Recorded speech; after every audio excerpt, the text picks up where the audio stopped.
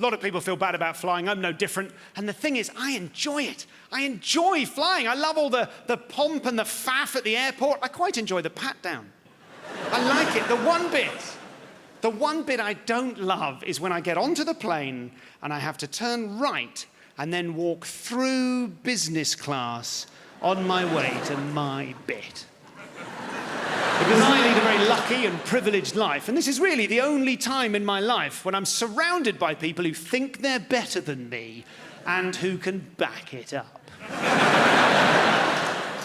So if I'm honest, what I do is I release whatever greenhouse gases I've managed to store out throughout the day. Not very proud of that.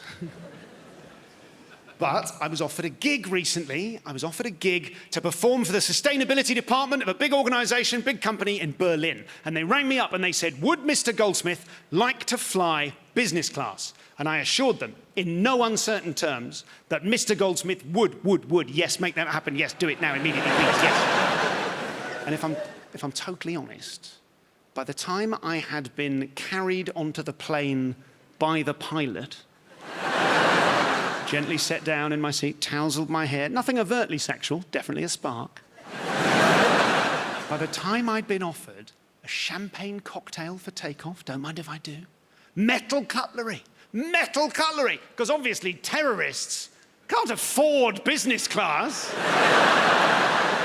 I have to say, when I had undergone the treatment, I turned into the monster I despise. I'm so ashamed. By the time you rabble walked past on your way to cattle class...